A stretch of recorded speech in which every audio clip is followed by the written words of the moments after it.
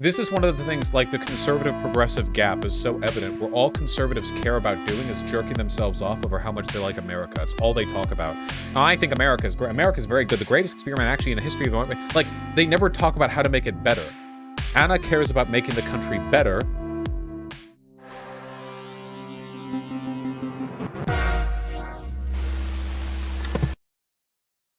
I'm a little bit heartened by this because Ben Shapiro is apparently expanding the range of people he's willing to debate. Maybe one day I'll fit within that purview. He debated Anna Kasparian, who I like, by the way, just recently, and the full debate was posted here. And we're going to take a look at it, folks. We're going to give our impressions. I haven't been spoiled for a single goddamn second of this conversation. Already, we can see who's winning the Mog game. Anna's coming out better dressed, taller, fitter, cleaner, pogger than Ben Shapiro, already holding frame better, straight back, you know? Sigma female frame, very true. So we'll see if she's able to keep that up. Let me ask each of you to introduce the other. Ben, would you like to introduce? And I have to zoom this in or sorry, not zoom it in, zoom it forward just a little bit. Hope you can understand Ben Shapiro at high speeds. Anna. Sure. So this is Anna Kasparian. She is, and first of all, big round of applause for Anna because this is a Chamber of Commerce meeting. Anna's quite famously a Bernie Sanders supporter, so it takes a lot of guts to get up in front of a business audience, and she really deserves a lot of credit for that, for sure. She's the co-host of the immensely popular Young Turks, which is a show you can find on YouTube. It's also a podcast, and it's available pretty much everywhere. And she's also the producer of that show, executive producer of that show. Thank you, Ben. Anna, I like how the second camera that faces Ben Shapiro makes him look evil. Like, his face is cloaked in shadow. There's no backlight. turn. All right. First of all, thank you for having me. It's a pleasure to be here, and everyone's been so hospitable and incredibly polite and nice, and I really appreciate that. Ben, I just found out, based on what Jean told me, suggested me to be part of this conversation, and I really appreciate that. You know, Ben is the co-founder of the Daily Wire, incredibly well known, especially in the media space, the new media space specifically, but he's certainly made his rounds in traditional media as well. And he has really popularized a lot of conservative ideals, conservative beliefs that I think were getting a little played out by some of the old guard of conservatism. So, you know, Ben is... I take it back. If debating Ben means I have to say nice stuff about him at the beginning, I can't do it. If this is the precondition, then I can't do it.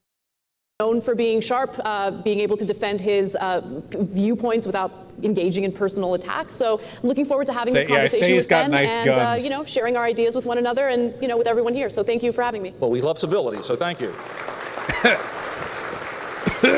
So for those of you who looked at it, you know our topic is leading political voices of the next generation of leaders.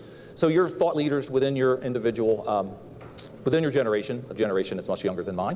What would you like the people of your generation to know moving forward? Anna, let's start with you. Well, I think that my generation is certainly pretty passionate about changing things, certainly changing the way that they work and live. We're seeing that play out currently with the pandemic and the labor shortage that's taking place, and I'd like them to know that we don't really need to reinvent the wheel. We've seen strategies and solutions that have worked in the past. This country has gone through many terrible things in its history. It's a very short history, you know, relative to other countries. And despite all of those awful things that have happened, things like the Great Depression, for instance, the country was still able to pull through. And I would suggest looking to history at the solutions that worked, specifically a strong labor movement, in order to, you know, really rework the power dynamic that we're seeing right now in the workplace. I think a lot of the reasoning for not going back to the jobs that workers were previously working in prior to the pandemic has to do with the fact that, hey, you know, we've been staying home during the lockdown.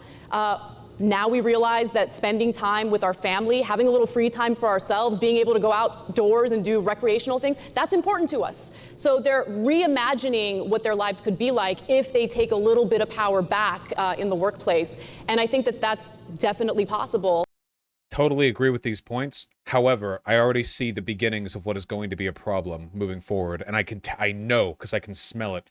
It's going to be aggression and directness. Two main things here.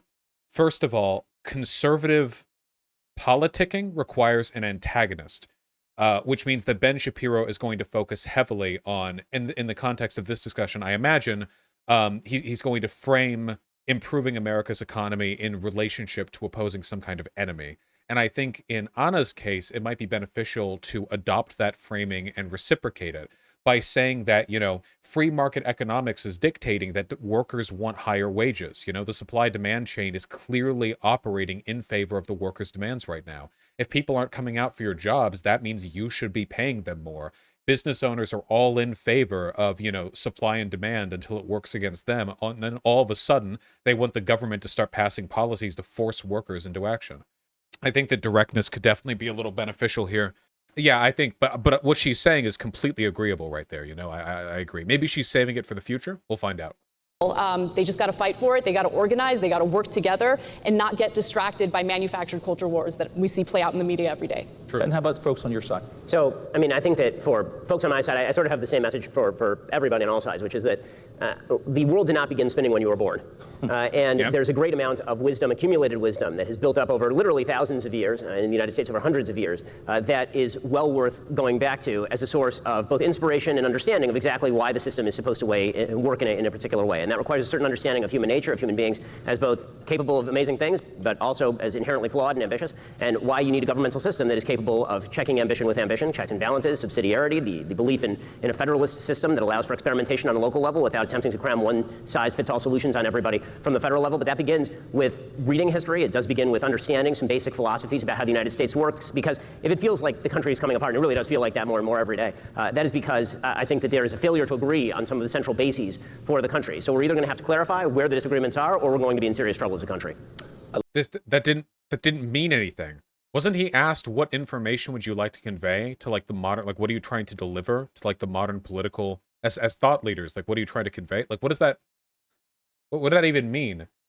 The world has existed for longer than you, and look at history, because there is nothing in there. What there was there was an implication, and the implication was that progressives and people who want union organizing and stuff are being self-centered, that they're being obtuse, myopic, that they're unaware of the legacy of the past, stuff like that, It seems to me like he's kind of implying that the people who disagree with him broadly, or that a lot of people, but maybe I think specifically there, are acting out of some kind of ignorance of the way these systems work. I love the answers because it leads directly into what I want to ask you about next. It's going to be the most obvious statement I want to make tonight. The last 18 months have seen significant turmoil, not only with COVID, but with our social, our cultural upheavals, as we've seen people, protesting some just horrible, egregious acts. As you noted, the future of work, how we work, all those things are out there for discussion. Trust in institutions, and trust or an understanding, as Ben said, of literally the basis of our society. And I saw a great quote. We've had the 1619 Project, we've had the book called 1620, 1776 Commission, all of them designed to push back on that. I saw a great quote from a noted political scientist who said, "America is not a lie, but a disappointment because it is a hope." Would you agree that that's a good description? And would you also agree that the U.S. is an exceptional country? Ben, I'll start with you. I obviously believe that the United States is an exceptional country. I think that our history is filled with moments of glory. It's also filled with some terrible tragedy and some terrible evil. He really does look evil from here. Man, I actually have to wonder who they got on the lights here. Holy shit. There's no question about any of that. To suggest that America is a disappointment is to suggest that utopia is a real place, or that whenever you say somebody's a disappointment, you have to say compared to what? And what exactly are you shooting for? Compared to the ideal? Of course, everybody is a disappointment. Saints are disappointments compared to the ideal. But if what you're talking about is America as a whole is somehow disappointing compared to, for example, what other countries around the world stand for, or what they have provided to their citizens. What about the ideals America claimed to stand for? Usually when something is a disappointment, there's the reality and then the expectation, right? So obviously, if somebody's accusing America of being disappointing, it's because they didn't meet an expectation. Being a democracy that didn't actually have non-secondary citizenship class until the 1960s, claiming all men are equal under God, but allowing slavery. There are a couple of things here that are pretty... that's a little bit disappointing. America claims to be the land of opportunity and the great melting pot, but in reality, we're pretty nativist and xenophobic here. And additionally, we have lower social mobility than a bunch of social democracies in Europe. Or what they have provided to the globe, then by no means is America a disappointment. America is a tremendous success story. In fact, it's the greatest success story in world history. This is a very, very biased audience. So there are parts of that I agree with, some parts that I disagree with. For the most part, I just want to note that the idea of America is an incredible idea. I think that the country has failed to live up to its ideals. I think that there are certain things that are transpiring as we speak that go unchecked. You know, we are supposed to have a system of checks and balances, but I think more often than not, we see a system that is in fact rigged in favor of the powerful. I'll give you specific examples. You know, in the beginning of the pandemic, there were lawmakers in the Senate who engaged in this minimalizing, just completely minimizing the severity of the pandemic, to the point where I actually didn't think that COVID was a serious threat to me, my health, my family's health. In fact, in February, I went on a cruise with my in-laws and had a great time and didn't think that COVID was going to be an issue. Then I find out, of course, a month later, everything starts shutting down, people I know get incredibly sick, and then news reports come out in regard to members of the Senate who had a classified briefing, closed-door briefing on the severity of COVID, and immediately turned around and started selling their stocks. They started buying tech stocks, realizing that people are likely to work home, so they might need to invest in technology or companies that offer technologies that make that possible. Basically, there's insider trading happening within the Senate. And I'm saying it out loud, and I'm saying it on a regular basis, because that kind of activity, that type of behavior, first of all, is illegal for the average American, should not be legal for members of the Senate. The fact that we have the fact that we have lawmakers who are personally invested in businesses that they're deciding legislation on is unacceptable. So when you talk about the lack of trust in our institutions, I understand that lack of trust. And that lack of trust has led to the situation that we're experiencing today with COVID, where people don't believe in what the CDC is telling them, where people question what journalists are reporting about. They just assume, because of the lies that have been told, because of the system being rigged against them, they just assume that they're being lied to. And now I like this a lot. I think this is really good. I think this is one of the things, like, the conservative-progressive gap is so evident, where all conservatives care about doing is jerking themselves off over how much they like America. It's all they talk about. Now, I think America is great. America is very good. The greatest experiment, actually, in the history of, like, they never talk about how to make it better. Anna cares about making the country better. Ben cares about protecting it from people who say it can be made better. That's the ultimate difference there. But conservatives do have their activist moments, and it's usually when they're making an effort to make that country worse. now we find ourselves in this difficult position where we're trying to find solutions. We're trying to come together so we combat COVID effectively, get people back to work so people can thrive, families can thrive. But that's incredibly difficult to do when people don't trust in our institutions. So earlier this evening, three of us had some interesting conversations about the way that our culture is broken, the way that civility has broken down. Let me give you a couple of numbers that are actually pretty scary. 15% of Americans have terminated a friendship over political differences. The reality is 53% of the R's have a Democrat friend, only 32% of Democrats have a Republican friend. Granted, a lot of that report is being related to former President Trump.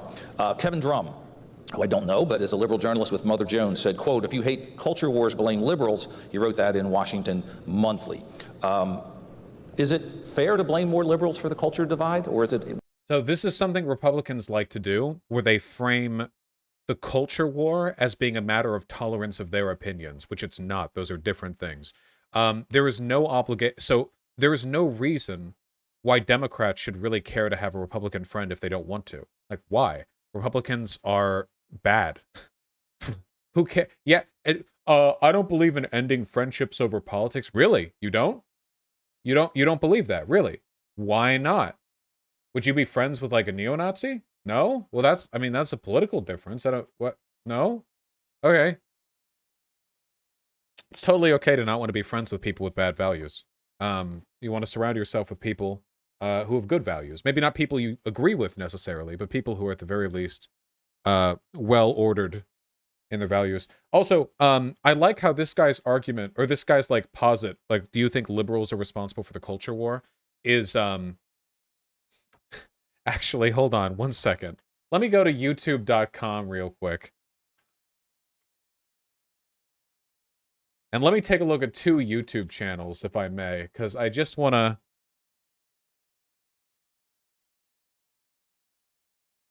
get a vibe here if possible.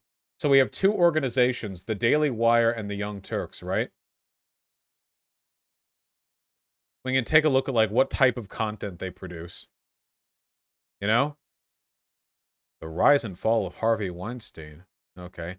Blair White, here's why other trans people hate me. These views are pretty low, actually.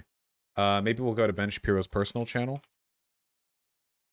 It's trying to be more fair, but we have a bunch of clips from the Kasparian debate. This is why Democrats are targeting Facebook. Biden doesn't give two damns about norms. Shapiro explains his theory on why America is so divided. Kirsten Sinema harassed. Is a new civil war coming? TikToker reads insane leftist children's books. Shapiro reacts to confusing pronouns. Shapiro reacts to transgender TikTok song. LOL. TikToker says Trump ruined the American flag.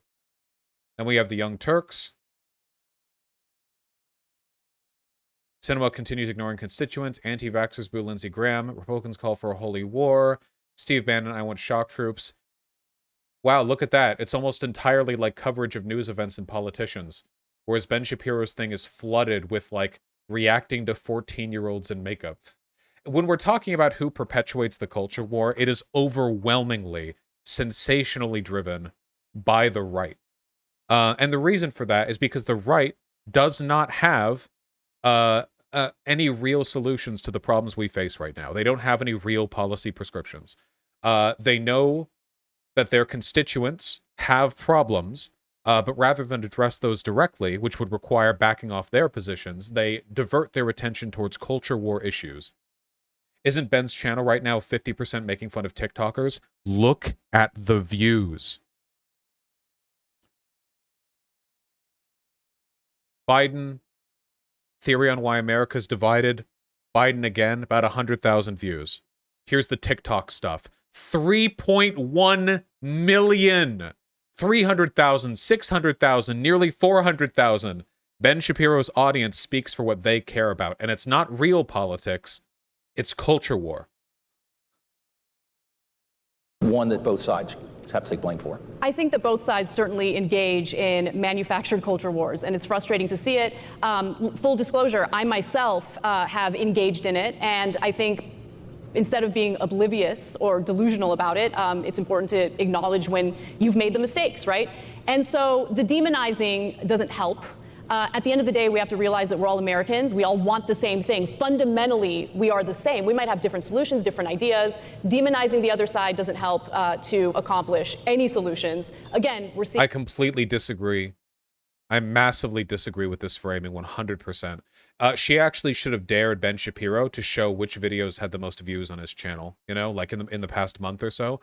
I think that it, like, I don't know how much knowledge she went into here with, but I feel like, yeah, I think she's trying to appeal to normies. Well, you have to hold to your principles, right? She can be like, no, we advocate for policy positions we care about, and we defend the minority groups we care about. Conservatives outrage bait and make shit up about them because they have no real solutions to real problems.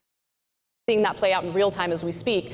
I think that there's a market for the division, and that market is being exploited by our media. It's being exploited by politicians. And I mean, Facebook is in the news today. I think that Facebook, you know... Remember when Ben Shapiro's solution to racial income inequality was for black people to try harder? Yeah, we have some very serious takes from very serious people with very serious policy prescriptions being put out here. Very, very intellectual, high, like good faith, high effort contributions to the political discourse being made here. It makes money based on engagement, and people are engaged in the constant conflict. So it's important to be honest about what the real threats in society are. I think it's important to focus on why it is that, you know, certain industries, including the media, engage in this culture of division. And we got to talk about how the incentives are in the wrong place. I mean, there are no incentives to engage in, you know, friendly conversation or friendly debate. I hate that my chair keeps, you know, and I'm short, so I'm trying to figure out how to do this. I don't know. I hate turning my back to people. Here, I'll just do this. I'll sit on the very edge. But, you know, we got to be aware of why it is that people engage in the divisive rhetoric that they engage in. There's a profit motive behind it oftentimes. I see it play out in the media. It's really, really hard not to fall victim to it myself, right? But when I take a step back and I look at where the country is right now, it's shameful. You know, we don't see each other as fellow Americans. We don't see each other as even fellow colleagues or workers in the workplace. Everyone has a political identity, and that's it. And that's not helpful. I think the division in the country is incredibly embarrassing, especially on a world stage. And we got to be more cognizant of that as we engage in political discussions. I certainly agree with an enormous amount of what Anna is saying about the nature of sort of the world that we live in, where people feel as though they're going to be ostracized socially. They feel that they might be fired depending on their political point of view. They feel as though if they make comments openly, and this is true for pretty much everybody across the political aisle, actually, with the exception of people who consider themselves on the far left. According to Cato's study, basically every political subgroup in the United States feels uncomfortable speaking openly about what they believe, except if you're on the far left, because then you get to find people's old tweets and do that sort of stuff. Fine. So, okay. All right. Cool. I don't care. What does that even mean? You feel uncomfortable? What happened to facts over feelings? If people feel uncomfortable to express their beliefs, that might not be a direct representation of their actual ability to express those opinions. But also, which beliefs? If far-right people are less comfortable expressing their positions publicly, that's probably for the same reason that incels aren't running around in public screaming at how they want rape to be legal. Like, there are reasons to socially disincentivize that behavior. But you know, I'm not going to pretend that I think that the culture wars are irrelevant. I don't. I think that many of the culture wars are highly relevant, and not just relevant. I think that they may be indicative of sort of where the country is going. Because the way that most people experience interactions with the government, particularly the federal government or with politics generally, is not always based on tax rates or the very minute internecine debates that we have over $3.5 trillion bills that nobody knows what's in, and then everybody just votes before they read the thing. A lot of the way that people engage in politics, I'm sure we'll get into it. But I think that a lot of the ways that socially there's been a pretty strong push from the left over the course of the last 10 years in particular, and it's driven a lot of reactionary resentments on the part of people who are on the right. And I would suggest that a lot of that framing, you being progressive drove them. No, they were always reactionary. They weren't. The reactionary right is reacting because things are getting more progressive, sure, but that's because they were always there, reactionary. They're not a product of progressivism.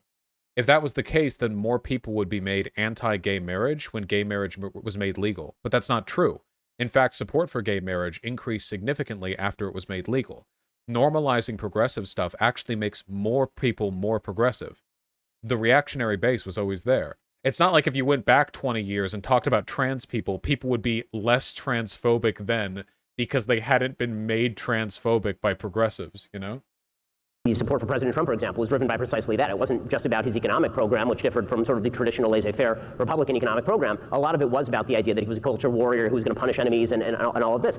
And so to pretend that the culture war either doesn't exist or that people are making it up in their imagination or that they are overestimating the impact of it on their life is to ignore how people are being treated in the spaces that they treat with every day, on Facebook, on Twitter, in the workplace. I mean, one of the reasons that my family and I left California is not just because of the living standard, although Florida is way better. It is also because, you know, we left a place where we felt as though our children were going to be socially ostracized for a place where we feel our children are not going to be socially ostracized, and that's a big thing. Yeah.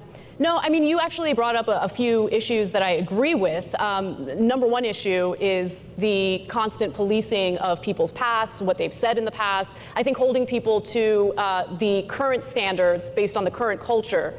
You know, if you're looking at tweets, for instance, from 2009, and you're judging that tweet based on what the current culture or the current standards are, it's a little ridiculous, right? So going around demonizing people based on their past statements, it shuts down a conversation that could be. So I don't buy into the framing here. While this is something that has happened, how often does this happen?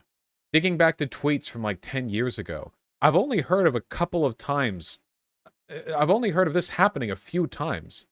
I think it's much more common that people get in trouble for stuff they believe and say now. J.K. Rowling got in trouble for stuff she believes and says now, you know? And yes, guys, this is slightly sped up. Quit typing about it. I know it's happened a few times. It happened with, what, James Gunn? But that wasn't progressives. That was like corporations. That was like Disney. It was from 2007. I know it doesn't not happen. It's just I don't know the extent to which it does happen. Had, right, a conversation about, oh, hey, look, society has actually progressed on this, and, you know, look at what was okay. I mean, you have late night. That was Cernovich? Yeah, and James Gunn got his job back instantly, yeah. Oh, yeah, Mike Cernovich was the one who dug it up, so that was conservative cancel culture. Hosts who were in blackface not too long ago, right? But culture has changed. I think that, society as a whole, not everyone, but society as a whole has realized, oh, well, blackface has a pretty terrible history, and maybe it's not a good idea to dress like that as like a cute little Halloween costume. But beside the point, I don't think that the culture wars are fake. I think the culture wars are taking place. The point that I'm trying to make is that oftentimes, whatever the culture war is of that moment, it is manufactured as a distraction. A perfect example will be, critical race theory, which is not taught in elementary schools. Critical race theory is a graduate level curriculum. And the fact that it's turned into some weird, like, oh, we need to ban critical race theory in elementary schools, it's ridiculous. And now, the thing she could do to really hit this one home is to point out that nobody talks about critical race theory anymore. That would be the thing. The thing to pointing out these are momentary distractions, you have to hit on the fact that they're momentary, that the concern for them isn't real. They just pop up and then disappear as the next issue is moved on to.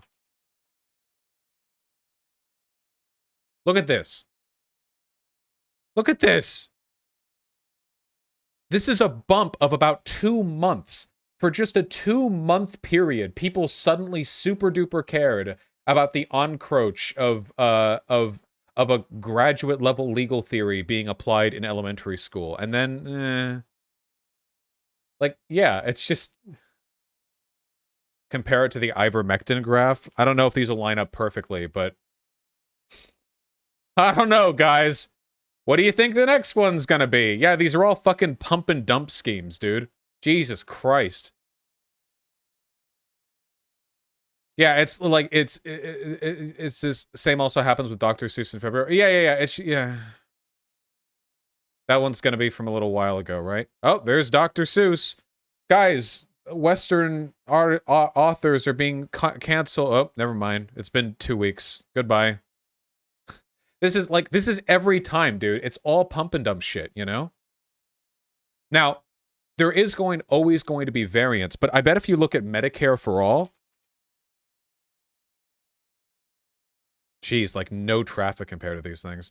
If we take a look at Medicare for All over the past 5 years, wow, it's like nothing. What about M for A? It's like nothing. Remove Dr. Seuss. Even if we remove Dr. Seuss, what if we what are those Seuss spikes? They're yearly. It's probably like book reading day or some shit like that. There's probably like a day for it. Or movie releases, maybe? Yeah. Here, let's remove the Dr. Seuss one. Yeah, it just M for A doesn't even show up, man. What's another one? Here, what about Green New Deal? Jeez. Man, was ivermectin really that big? When would this have been? 2019? That was when it got put out. Had another spike over here.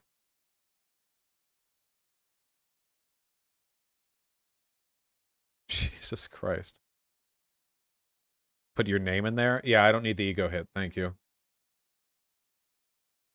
Massive distraction that I think is intentionally meant to be a distraction from what people are really feeling frustrated about. The precariousness of their lives, of their work lives, the fact that people feel overworked, that they have no control over the work that they're doing, that they feel alienated over the work that they're doing. These are very real issues, and I think that, the fact that it's really largely been ignored by both the press and the very political leaders who were elected to represent them in the first place has led to the anger that we're seeing bubbling up both on the left and the right. Ben, I think you wanted to make a couple comments. Yeah, this will be a very quick note. I obviously disagree with you about critical race theory and whether it is taught in the public schools. Critical race theory, which I studied in law school, it started off as a legal theory, but I really do wonder if that's the case, by the way. Didn't Ben Shapiro brag about not learning anything from his law school teaching because they were all libs and he's a based tradcon or whatever?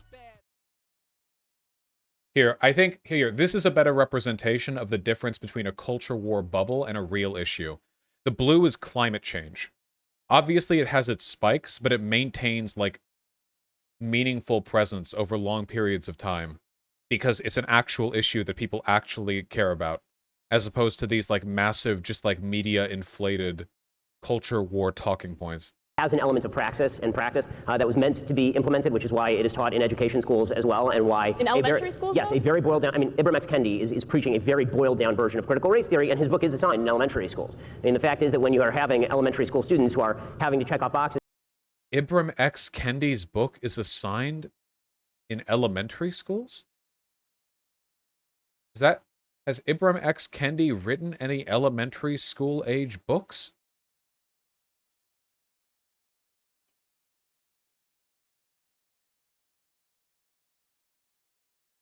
Is it Anti-Racist Baby?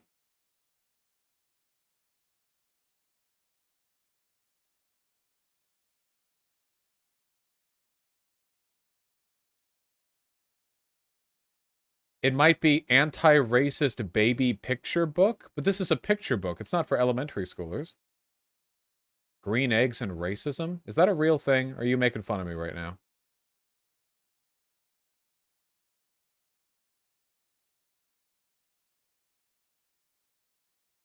I have no idea. This looks like a baby book to me. One of these books is called Woke Baby, and it's like a little black baby with their arms up. You go, Woke Baby. All right, I don't care. With regard to their race, and then explain to each other whether they are historically privileged or not in 4th or 5th grade. That's a very dumbed down version of critical race theory. There's sort of a game that gets played with regard to legal theories that ends up being boiled down. Intersectionality is another great example of this. Kimberly Crenshaw writes a very intelligent law review article about intersectionality and how you can be a member of more than one minority group and be discriminated against in a variety of ways. And then that is used as the basis for a much broader move in American political life. And then as soon as you point that out, they say, well, that's not intersectionality. It's the original law review article. That's a bit of no true Scotsman games playing. And so I've never heard anyone do that with intersectionality. Intersectionality is a fairly ubiquitous concept. It's not like critical race theory, which is based in like a lot of high-level graduate concepts. You could explain intersectionality to like people of any age. I object to that. And look, it is a relevant issue when you have Terry McAuliffe, who's running for governor of Virginia, literally saying in open debate that it should not be parents who are making the educational decisions for their children. It should be the people in education. I mean, that is a culture. Yeah.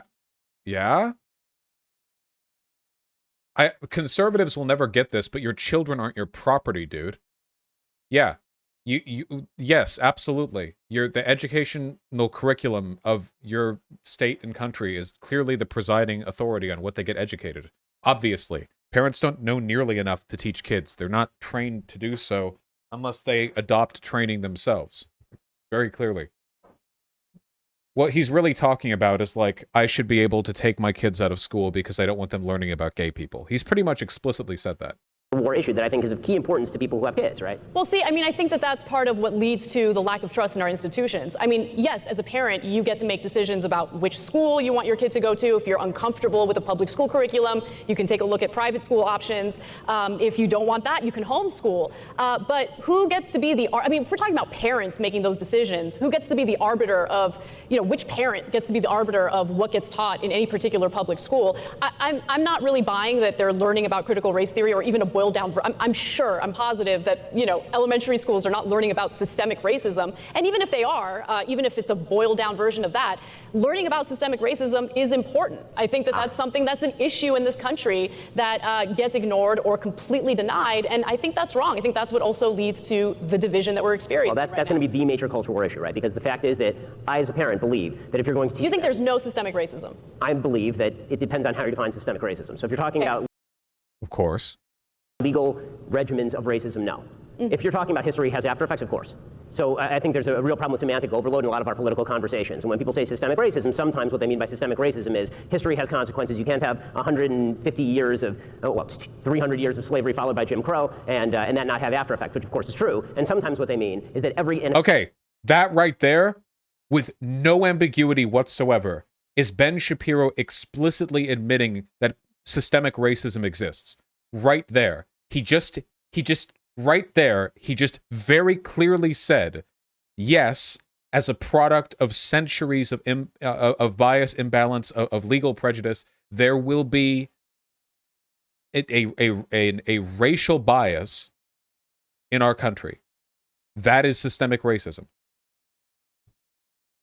Inequality in American public life is due to some systemic inequity that is currently taking place in the United States, which I think is absolutely 100%. No, that's what if you just said, if the inequality exists now as a product of inequality that existed then then the effects of the inequality now can continue to influence the inequality that happens next, right? So if bias then leads to bias now, that means you're acknowledging there's bias now. So doesn't that mean the bias that exists now is still acting to produce bias that'll happen now? He had it like right there. It's literally this is like math. If former racism exists, then current racism exists. So if A equals B, so if A, then B, okay? We have B. And if current racism exists, then that will mean future racism will exist. That there will continue to be the product. He can't acknowledge it. He can't do it. False. I mean, we certainly see that playing out in our criminal justice system. Are you going to deny that? Or are you going to say that, let's say, African Americans or Latinos are just inherently more criminal? Or I'm not going to say either of those things. I'm going to say that so why are they overrepresented in our prisons? I mean, especially when you consider... This may be beyond the scope of our conversation, but the answer is because not all groups commit crimes at the same level. That has So why do they not all commit crimes at the same level, Ben? Nothing to do with genetics. That has everything to do with circumstances. You guys hold those thoughts on education? Because I do want to get back to some of that too. But No. Why? Okay, if it's not genetics, then why? If it's circumstances, then aren't those circumstances systemic racism?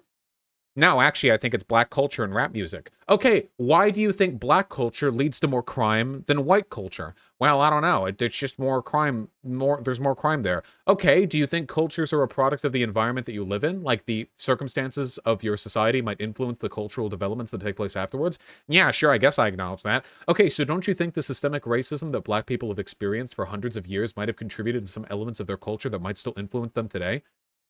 Okay. That's systemic racism. Even if you reduce it down to the black culture argument, that's still an argument against systemic racism. It's just one that people often use to dog whistle genetic stuff with. Yeah, this is the Patrick Wallet thing. Move on to something else we talked about. We talked about the trust issue, and there's some very interesting surveys out there on trust. Gallup did a survey. There's a drop across the board in trust in all institutions, except law enforcement, which is very interesting. Congress, sorry for my friends there, is the lowest. Media is down there almost as low as Congress. Those that rank the highest were... This feels relevant to the Ben Shapiro.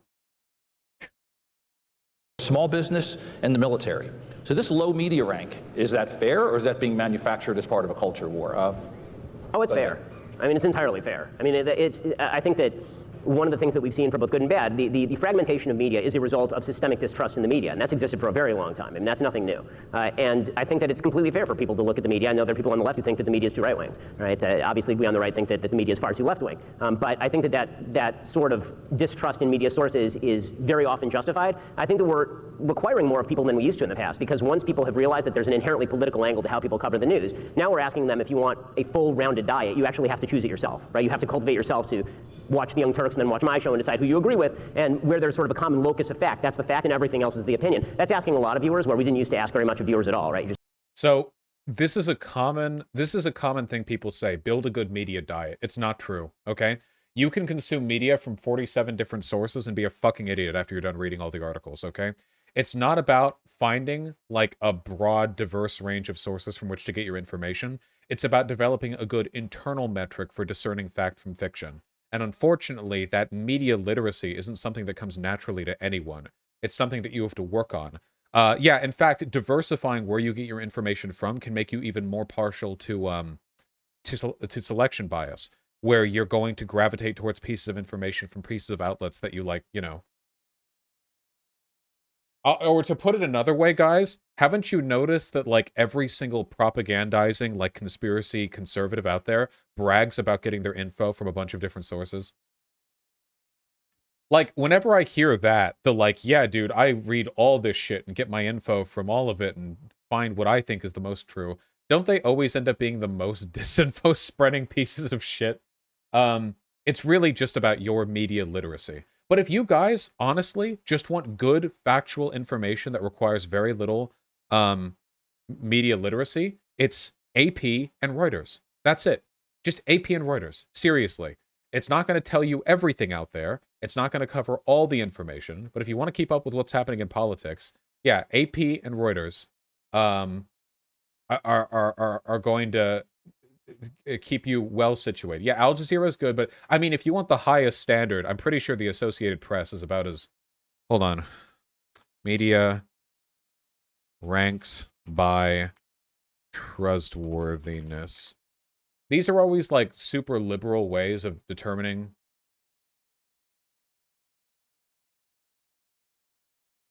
Media outlets. No, not the most trusted. What's the website that you look at? What's the website that you check? You know, there's like a website, and it gives them all in a big list, and it's very pretty and it's good to show. Media bias fact check. I think that's not it.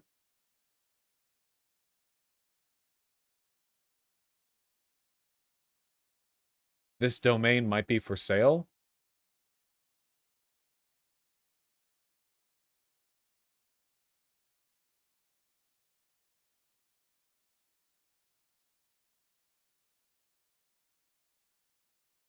This one for real? Okay, here we go. Let me see. Donate, filtered search, what we do.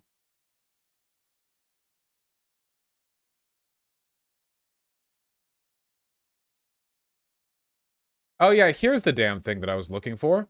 Jesus. You guys sure make this hard for me. This is the thing that everyone sees, right? Now, there is a bias here that I don't necessarily agree with. I'm not saying that like everything here is correct or that I agree with all of it. However, I think most people agree that the Associated Press is pretty goddamn based. Pretty goddamn reliable. So if you just want like basic info, just keep up with those, okay? Here's an interactive version of that chart.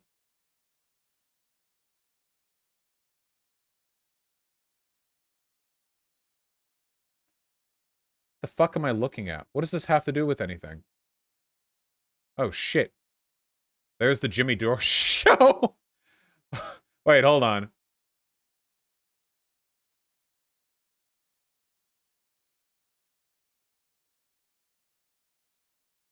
Oh, there's Vox. Oh, man. Only a few of these are shown. God damn. My issue is with the Jimmy Dore show being on the left. Daily Beast over here. Wonket. More Wonket. Okay, so these are pulled from like various... Where's the tippy top? The Washington Post article here. Wall Street Journal. Associated Press. NBC News. Yeah, okay, whatever. Just turn on the evening news and buy whatever Walter Cronkite is saying, whether it's true or not. I think most Americans waking up to that is a good thing. The systemic lack of trust in media has some bad downstream effects sometimes because when there are no gatekeepers, there are no gatekeepers. So I like the fact that there are no gatekeepers because I think the gatekeepers were very often biased, but without gatekeepers, sometimes bad stuff gets through. Yeah, I mean, I think that right now we're experiencing people existing in various filter bubbles. So if you are, for instance, consuming most of your news online, if you like a particular brand of programming, if you, let's say, lean more conservative and you're watching mostly conservative news, algorithms offer up more and more conservative news. And so when you get if you have preconceived notions and all of a sudden you're hearing or reading something that challenges those preconceived notions, you're gonna have a negative reaction to it. And you see that playing out across the board. I'll give you an example. I mean, I have family members who are constantly consuming news online. My mom's a good example, right? She's, you'd be surprised she's my mom because she's on Facebook. She clicked on a link to, let's say, the Daily Wire, perfect example. Well, Facebook is gonna be offering up more Daily Wire type content. And then all of a sudden when she's watching The Young Turks, she'll be like, well, you know, I read on Facebook or I read on the Daily Wire or whatever that X, Y, and Z happened and you're wrong, right? That conversation doesn't actually happen that often. But I'm giving you an example. I was hopeful there for a second. Right? How did you? Look, there are all sorts of issues with the media, right? I mean, the media for the longest time completely ignored the very real frustrations that workers have been feeling in this country. I mean, the Federal Reserve released data indicating that nearly half of Americans can't even afford a $400 emergency. At the same time, you tune into CNN, CNBC, MSNBC, I mean, it doesn't matter, across the board, and they're like, the economy is doing great.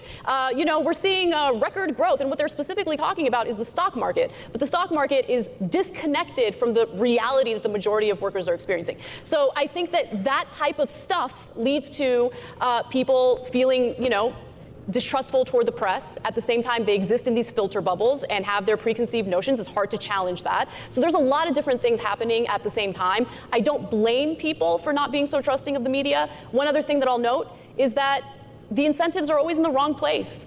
The kind of stories that I want to talk about on the Young Turks and do talk about on the Young Turks get no attention. They don't do well in terms of the number of views. I want to talk about international news. I want to talk about what's happening in Brazil. I want to talk about what's happening in Ecuador. It'll get like maybe 40,000 views at most. You know what gets a lot of views?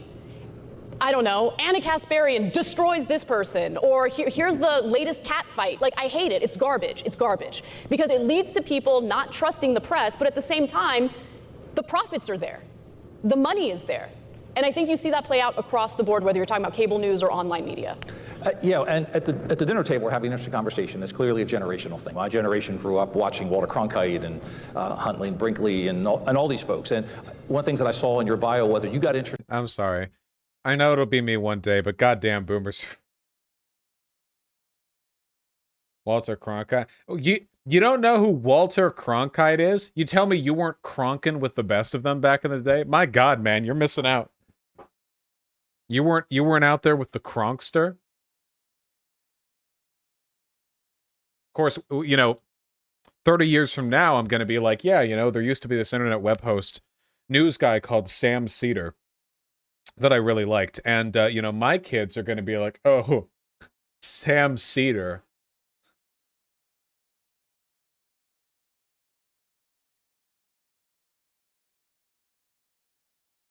And that's all they're going to say. Because they'll be too busy texting on their phones. Because they're kids. Interested in this field because of Barbara Walters. So what happens now to the Barbara Walters? I mean, where does news reporting go? Will the nightly news be a thing of the past? And are we simply going to continue to retreat to those mediums that demonstrate that we know everything already? Where's this going to go now? Well, let me just note, I loved Barbara Walters on ABC's 2020. So I remember as a kid, getting super excited after TGIF was over because ABC's 2020 would be on. And I was fascinated by the fact that this woman was getting paid to talk to these incredibly interesting people from around the world. And I was just fascinated by the conversations. That's how I got interested in journalism and the media. But I just feel like the type of conversations that she had, or Lonerbox, your vid on Lauren Southern fucking slapped. It was so goddamn good. Lauren Southern the Boats. I felt like I was watching a fucking. It says I haven't watched it for some reason, but I watched it. Slothern, yeah, true. This video fucking slapped, dude. Holy shit. I felt like I was watching an expose, like a Vice documentary on one person being bad. 62 likes. You people never like my YouTube comments. I feel like my YouTube comments get ghosted in the algorithms. Like, when I comment under a fucking video, and I check back later a couple of weeks, like, because I rewatched the video or just am curious, it's like 3 likes and 17 people calling me a loser. Just news about world events. They don't seem to attract the kind of attention that they used to. And it might be because of an oversaturated market. It might be because conflict tends to sell. Manufactured conflicts tend to sell. But I wish we can get back to a place where journalism still really existed, where there was ethical standards that were, that reporters abided by, anchors abided by. I wish there was a clear distinction between opinion and actual hard news journalism. This is what I talk about with my journalism students whenever I have the time to teach. I always tell them, I'm like, look, there's a difference between what I do, which is analysis, opinion, and what you should be doing as an investigative journalist, for instance. You know, going out there and actually gathering the news, talking to both sides, not equating both sides and acting as if, you know, you're completely neutral, but making sure that you gather the facts on the ground and report them as they are. It's really hard to find that these days. There's still great journalism taking place. I wouldn't be able to do my analysis or my job without that great journalism taking place. But these are the people who are oftentimes not paid well, ignored, and don't get any of the benefits that someone might in the media if you engage. Super true. Super fucked up, by the way, that I make like 18 times as much as your average fucking investigative journaler in like Thailand right now is working on a big story about like child sex trafficking or something. It's absolutely fucked up, you know? Did I say journaler? Oh god, we really are entering the cognitive decline arc. Holy fuck. I can't believe I said that. Maybe we should just silently watch the rest of this video. In the conflict nonsense. Can we go back, Ben, and separate the fact-based from the opinion now, or is it going to be conflated for the foreseeable future? I mean, I think the truth is that that was a relatively modern construct. I mean, if you go back to the foundations of the Republic, the people who were reporting were also doing opinion, and that was true all the way through the beginning of the 20th century. It was really only with Walter Lippmann in the 1920s that you started talking about objective standards in journalism. And there's a difference between an objective standard that you apply to how a story is reported and being an objective reporter, meaning you have no politics at all. And I think, frankly, if you want to reinstall some sort of institutional trust, it would be good for reporters to say, here's who I voted for, and then here are also the facts that I am reporting on, because otherwise it ends up being a gotcha, right? I see how you're reporting that. I see what you're doing. I know what you really think about the story. So that I don't disagree with Ben Shapiro here at all, actually. I think that anyone working in media should be incredibly forthcoming with all of their political biases. I think that that's we as people who consume this media, we have a moral right to know, I think, because it can help us help inform us make a decision about the content they produce. That's a major issue. I think the other big issue, obviously, I mentioned gatekeepers before. I'm very wary of the reinstallation of institutional gatekeepers, because if you want to talk about market incentives, the big players have all the incentives to ensure that they are the ones who maintain their access via the gates. And this is one of my great fears with some sites that we've been very successful with, like Facebook, is that reestablishing the idea that there are quote-unquote trusted news sources, and those all coincidentally are legacy media sources, means that everybody who's not a legacy media source, somebody who started up a company in the last 10 years, right? We opened our doors in 2015. We're not legacy. Wouldn't doing so make half the people dismiss you before ever reading? Well, don't they already, kind of? Well, like, it's not like Fox News readers are, like, reading, you know, like, NBC, and then they're like, oh, this NBC journalist voted for Biden, never mind. I feel like people basically choose which platforms they consume when we're not talking about, new media. I don't know. Maybe it doesn't have to be, like, a law. It's just something we should normalize, you know? Legacy media. And so we don't have that legacy. So now you're shutting out all the players who are actually entering the market. So you actually mentioned, again, just a little bit of a shift because you got my attention earlier. You're both born and raised in California. You left, you stayed, but we had an interesting conversation at the dinner table that maybe your perspectives on California aren't all that different. Ben, I know you said you were afraid your kids weren't going to have a difficult time because of their political views. So are you sad that you left California? Or I have not thought for one day about that decision. That was it was one of the best decisions that I have ever made for my family. We are overjoyed. Florida is a wonderful state. Basically, you know, because of my Orthodox Jewish faith, that means that I had to move to a place that had some significant Jewish resources. And so I was looking for a place that had those resources, was in a red state, preferably with 0% state income tax. And that narrowed it down to basically Dallas and Florida. And so we ended up in Florida. It's wonderful. But I mean, it wasn't just that. It was really a lifestyle thing, because my wife for years was saying, yeah, we're paying higher taxes, but you make a lot of money. So, you know, that's fine. But the problem is you don't get any of the public services back in California. So in our area, which was a fairly decent suburb, you had just an inundation of homelessness in the area. Like, my kids could not walk around the neighborhood. We'd open up our front gate. There'd be a person shooting heroin in their foot, literally. That's a product of your policies, though. With more social spending, we could fix those problems. That you can't complain. Dude, this is crazy, dude. I'm a conservative, and I'm so outraged that not enough money is being spent in social services to address homelessness. That's so wild and crazy. Like, okay, do you want to fix that?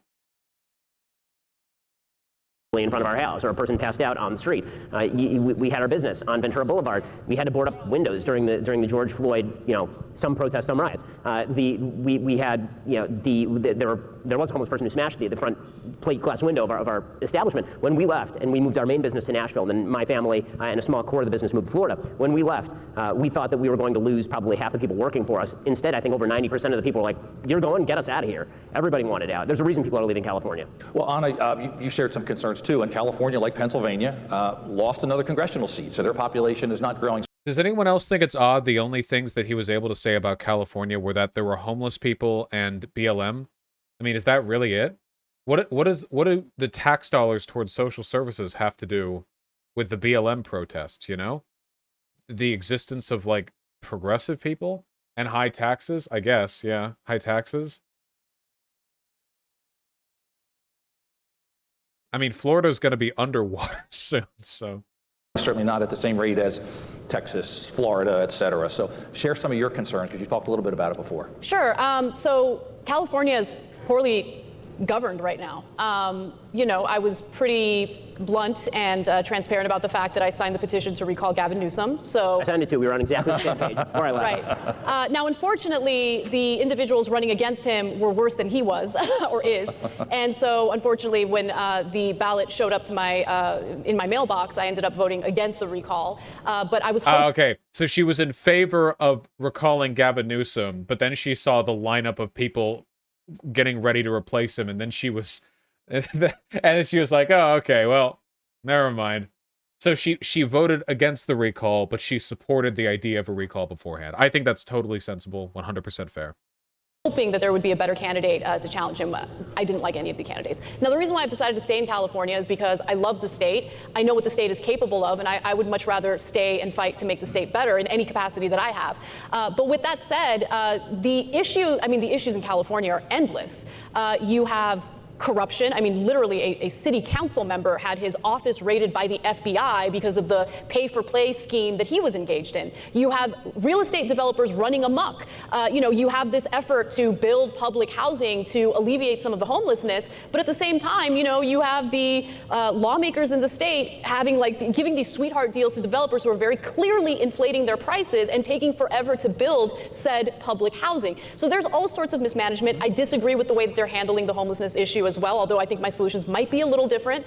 I think that this idea of being incredibly laxed with camping has been pretty disastrous and has attracted, look, homelessness isn't just a California issue, it's an issue throughout the country. But when other states are pretty strict against encampments, and California is very laxed, what do you think that's going to do? It's going to attract homelessness in the state as well. I want to provide housing for everyone. I consider it a human right, but I think the way that the state is doing it through a public-private partnership has not worked out at all. Thank you. So let's move on to another public policy issue, one that's being debated in Washington right now. Tax the rich is a very popular sentiment. It's also now a fashion statement, I guess, which we've all seen. So when President Biden looks into the microphone and says, pay your fair share, what does that mean? It means that if you're one of the 55 corporations that literally paid absolutely nothing in federal income taxes in 2020, and in fact received $3.5 billion in tax refunds or rebates, or tax refunds, I should say, maybe you should pay your fair share. But here's the thing, if the tax code is written in a way where corporations can legally take advantage of loopholes and incredibly low effective corporate tax rates, they're going to do it. Right? So it's one thing to say pay your fair share. It's another thing to actually write a tax code that is a little more equitable and ensures that everyone is, in fact, paying their fair share. Ben, what's pay your Ben. Okay, let's get ready for Ben. Sing it to me, Ben. What is your opinion on this particular issue, Ben? I'd lambast him for moving to a state with zero state income tax, except for the fact that I live in a state with zero state income tax, so I feel like... yeah. fair share mean? I mean, the obvious answer would be a flat tax, but the longer answer is that the United States has one of the most progressive income tax systems on planet Earth. Most of the systems in, for example, Northern Europe are far less progressive. The top tax rate kicks in a lot lower on the income scale because you have to pay for the large-scale social services. The people who are at the top of the income bracket in the United States, the top quintile, essentially pays all net taxes in the United States. Not some, not most, all. And the reason for that... They also make all the money, so isn't that fair? Like, that seems fair to me. He's like, hey, you guys want to make all the money? Okay, fine. You're going to pay all the fucking road repairs. Assholes. That is because there are tax transfers, and the transfer of payments that are inherent in public services do not accrue to the people at the top of the tax bracket. They accrue to everybody else who's receiving that sort of funding. When we talk about higher taxes on corporations, that must be so fucking hard for them, dude. Oh God, imagine being a millionaire, and when you pay the taxes that you were only able to pay with the wealth you were only able to accrue because of the hundreds and hundreds of people working below you, your money gets spent on services that benefit them proportionally more than you. Except, wait, that's not true. Rich people travel more often than poor people, taking advantage of myriad social services, programs, institutions, and regulations that allow for them to do so. Wealthy people depend on the police more because they have more assets to protect, and they certainly depend on the federal government more because they have more proportional control over anything that goes down there through the lobbying and through the inaction of their business rights and through the just sheer wealth they have to sway public opinion whenever they collaborate with other institutions or just fund campaigns on their own. They also have the ability to hide more money, as the recent Pandora papers have made perfectly clear. They are much better at hiding money than poor people are. Listen, we're not the same, okay? Ben Shapiro can hide his money in the Cayman Islands. Poor people hide it in a mattress. There's just no comparison. At the end of the day, the only reason modern civil society, including all the businesses that are built atop it, function is because the taxes that wealthy people pay allow for the standard of living their workers need in order to give them that money. I'm so sorry if you hate paying taxes, but without the education and roads they finance, you would have no fucking workers. Without the health regulations that they finance, your workers would keep dying. You need all these institutions to protect them because you built a castle on top of their bodies. There's just no getting around that. This is the bullshit that libertarian-esque figures. Now, he's not a libertarian, by the way, but he pretends to be, when he's not talking about anything regarding degeneracy or the state regulation of industries he doesn't like. But when people who like to pretend they're libertarians talk about this stuff, they conveniently forget that the entirety of our business apparatus is predicated on investment in the working class. It is as simple as that. Unless you think Ben Shapiro could make all of the money that he makes without the government, having essentially developed and laid out the infrastructure for electricity, roads, or the internet. You think he could have done that? You think without regulations directly pertaining to the development of electronic goods or the facilitation of basic standards for utility and upkeep, he could have the wide reach that he does? Probably not, I'd bet. It's almost like everything is predicated on social services at a most fundamental level. All right, sorry. I'm getting... Do not have one of the world's lowest corporate tax rates. We are somewhere in the middle. Look at the OECD countries. We are certainly not the lowest on the totem pole in terms of our corporate tax rate. In fact, right-wing sources like the Heritage Foundation will say that it is much friendlier to do business in places like Denmark or Sweden in many cases than it is to do business in the United States. Tax rate's pretty high in Denmark and Sweden. The personal income tax rate is very high in Denmark and Sweden. The corporate tax rate is basically near or on par with that of the United States. If we were to raise our corporate tax rate the way that President Biden is talking about, we'd actually have a higher corporate tax rate than China currently does. So the reason for this is because corporate tax rates actually aren't effective. We shouldn't focus on corporate tax rates. We should focus on income tax and capital gains tax. So there's been research on this, and corporate tax rates, whether they're paid or not, they're very easy to get around, and it's just so easy to hide it or navigate it. It's just corporate tax rates aren't that effective. You want high capital gains tax and high income tax, which is what Europe has much more of than we do. Capital gains tax. If we take a look at Denmark, for example, their capital gains tax. Here, look. Here are the capital gains taxes that we can see up and around the place. So you have lower ones like Spain and Britain, which are here at 23%, 2020 at Estonia and Lithuania, and the bottom one is Latvia. I remember that. Wait, or is it Latvia here, Lithuania here? No, this is Latvia, this is Lithuania. Latvia, Estonia. Latvia, Estonia. Thank you, sorry. And then higher ones over here. The U.S. capital gains tax is... Hold on.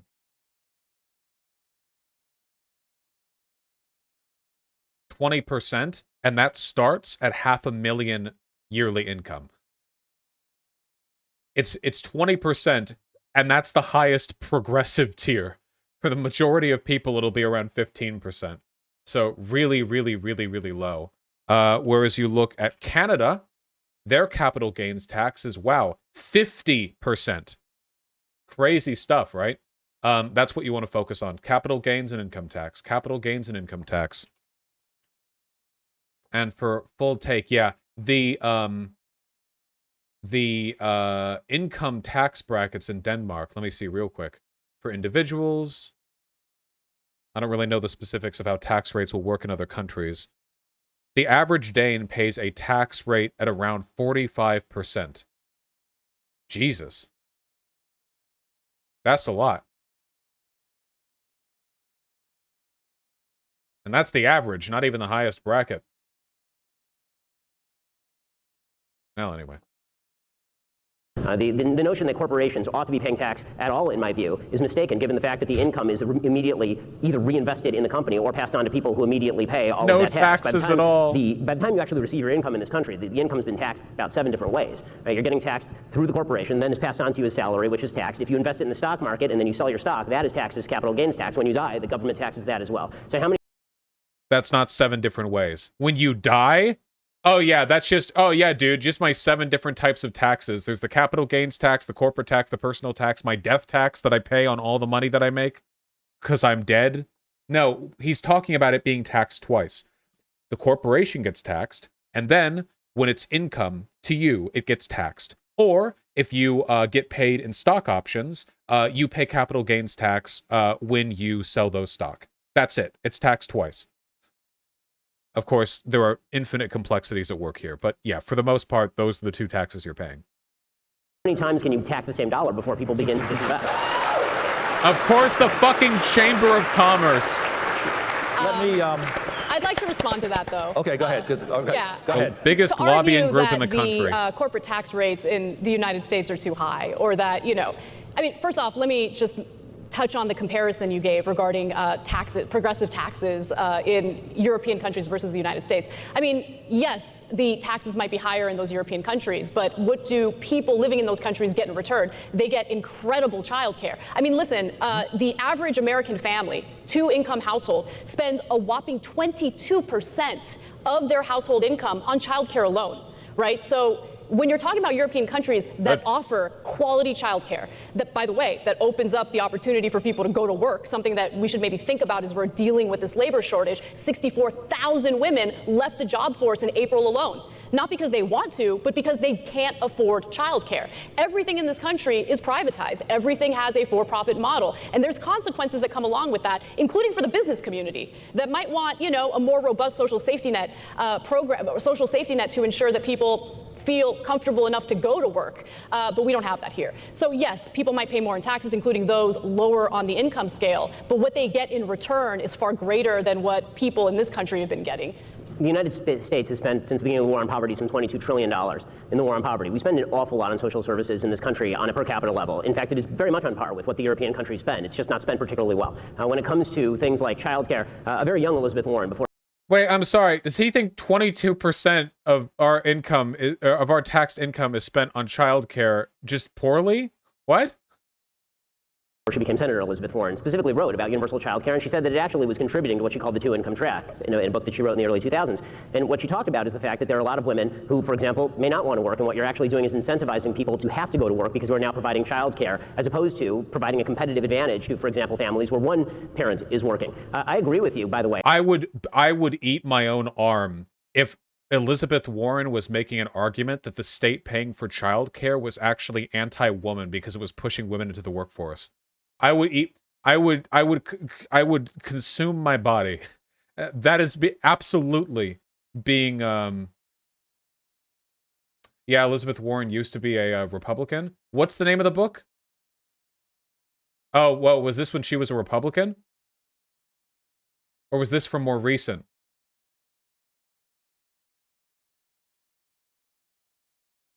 Vosh, capital gains on stock owned for less than €1 over 30%, 37%. Yeah, but that's not like that. That's not that doesn't really represent like what stock options are like for wealthy people, you know? Like super wealthy people aren't, their stock options aren't them making like quick fucking AMC gambling bets on Robinhood. They have like billions and billions invested in corporate stock that they hold on to for a long time. Elizabeth Warren's book, The Two Income Trap Explained. A controversial book, I see. 2004. She a Republican back then? Up until 96? Okay. A certain strand of the American right has long expressed quiet admiration for the book because its thesis can on some level be boiled down to the idea that feminists were too optimistic about the implication of women's mass entry into the workplace. I guess I'll eat my arm. I don't know. I don't really care. Go ask people in Europe, hey, do you want to get rid of your childcare services so that you're not incentivized to work as much? Gonna guess they're probably gonna say no. Think they like it, you know? It might be more nuanced book than that. It probably is. It's just a long article. I don't want to interrupt the flow of things by reading all of this right now. Childcare, that term childcare is only used once in this entire article. Wait, does this even... Welfare doesn't show up once. What about this is even saying that we should... Okay, okay, shut up. That, you know, childcare is a very difficult issue. I also agree that this is why we used to have, for example, family structures that were conducive to allowing people to help out. There are many businesses that do provide for some form of childcare. We certainly have many businesses that provide for some form of maternity or paternity leave. The European countries, which obviously have been used as a model by a lot of folks on the left, between 1970 and 1993, they experienced exorbitantly low rates of growth. And the reason for that was because they radically overburdened their social safety net systems. It created enormous social problems. It created enormous immigration problems. They had to scale a lot of those back. And according to research by the Society for Humane Resource Management, 11% of employers have a child care referral service. 4% of employers offer subsidized or non-subsidized child care centers or programs. Okay, so 4% of employers offer some kind of subsidy or direct child care center or program. Here, report, only 6% of U.S. companies offer comprehensive child care benefits. Many. As opposed to, what, 100% in Belgium? Or Denmark?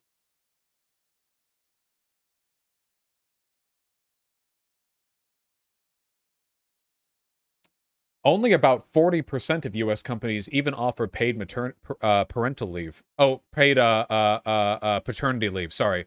60% still don't offer paid paternity leave. What about maternity leave? 25% of officers, 35%. No, maternity. This is just California. Why is it giving me both parents? Okay. Over half of employers now offer paid maternity leave. Cool, so 45% of employers don't even offer paid maternity leave. But why would it create immigration problems? It created immigration problems because a lot of people were coming specifically for the benefits. Yeah. Okay. Well, yes, that would be my point, which is it creates more problems very often than it's. Sure, I guess that's a. Yes, if I put a free donut sign in my shop, people will come for the. No, but if you have a society that actually. And here's our public spending on early childhood care and education. The United States is way over here, third from the right, next to Cyprus and Romania, our close allies in many ways, you know? And all of it is being spent on like pre-primary care, with basically none going to actual child care. And then over here is the EU average. Estonia, Latvia, Belgium, Israel, Luxembourg, Korea, New Zealand, Finland, Denmark, France, Norway, Sweden, and Iceland over here, spending about 1.8% of their GDP on that stuff.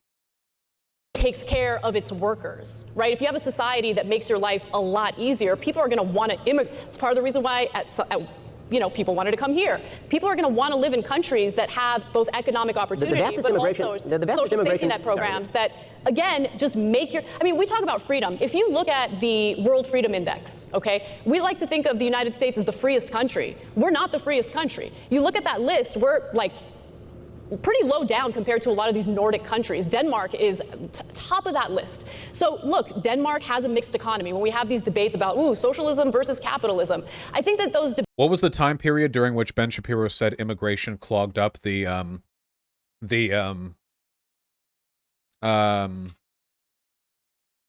social services?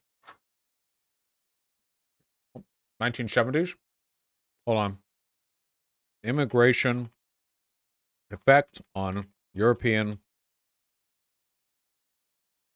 welfare states. What does immigration mean for European welfare states? I want to see if there's any statistically significant relationship between the burden, the political economy of immigration and welfare state support. Okay, here we go. An article from Cambridge.org. This article explores whether immigration plays a role in determining national welfare state effort in 16 European countries. It examines the relationship between stocks of migrants, the foreign-born population, on two different indicators of welfare state effort: social welfare and welfare generosity. So where are the empirical results show that the foreign-born population had a positive and statistically significant relationship with social welfare spending and no statistically significant association with the welfare generosity index. These findings provide no evidence to support the hypothesis that the higher levels of immigration lead to reduced levels of social welfare provision. On the contrary, these findings lend support to the view that increasing immigration leads to welfare state expansion rather than retrenchment. Damn, dude, that's crazy. Who knew that immigration grows your economy, which grows your tax revenue, which grows the amount of money you can spend on welfare?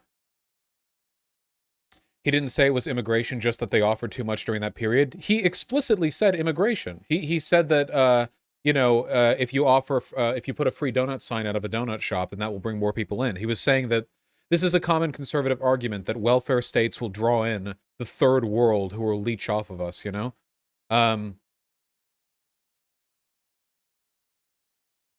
There might be more nuance to this, but immigration's not the issue here.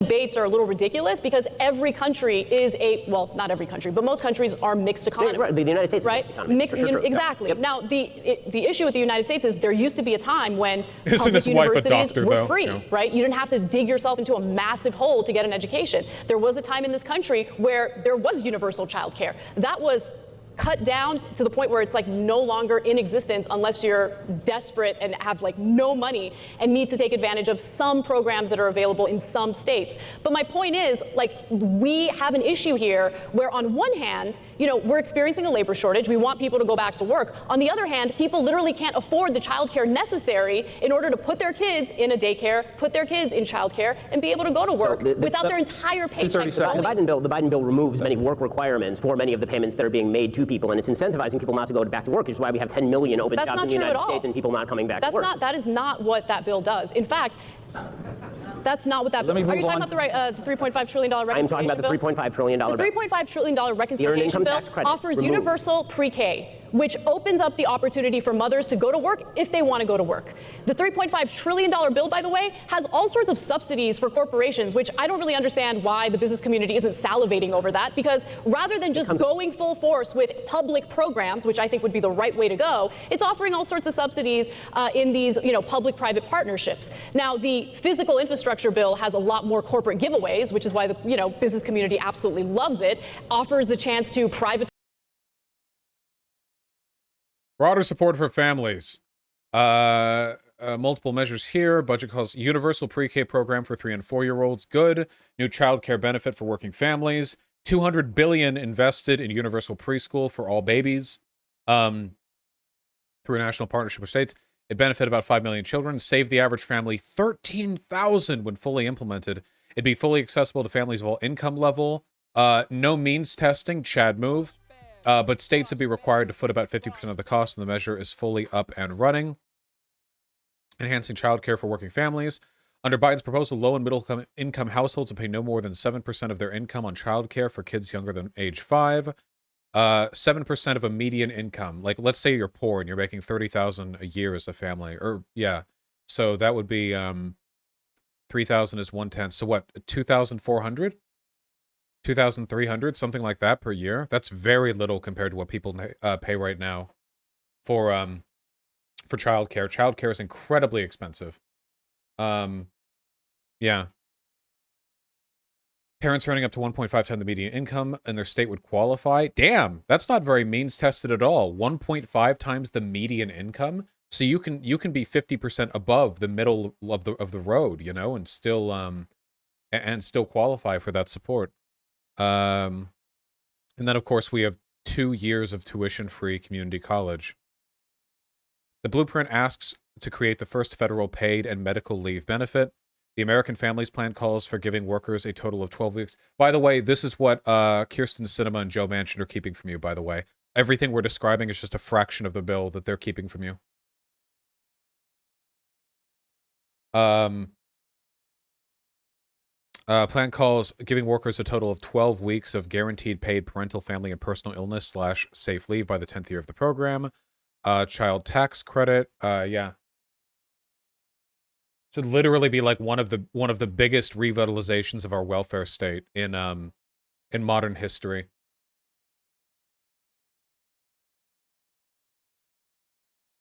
I don't know what here is preventing people from working. Public infrastructure, which is why the business community absolutely loves it. But at the end of the day, if we don't create a Elizabeth Warren said that women joining the workforce will drive up the cost of childcare, and the government should start universal childcare. Don't eat your arm yet. Okay, I won't eat my arm. Thank you. Society where Americans can actually have families and go to work, then we're going to be in a lot of trouble. So to go back to your immigration point, you made a mention a moment ago of people immigrating to the country for the benefits. That's just abjectly untrue. The fact is that the United States' great immigration growth throughout the beginning of the Republic, all the way up through about 1930, was entirely driven by people who were leaving places that in many cases had broader benefits, places like Germany, to come to the United States where there was no social safety net. The fact is that the vast majority of people who used to leave and come to the United States were coming specifically to build a life knowing that they really didn't have a lot of social safety net. Now, that's not an argument that there shouldn't be some state and local. What? Wait, I'm sorry. I don't know what the social safety net was in 1830s Germany and 1830s America. I don't think there was any such thing as a social safety net anywhere. I don't think the welfare state really existed back during those immigration booms. I don't think these concepts really existed in the way they do today.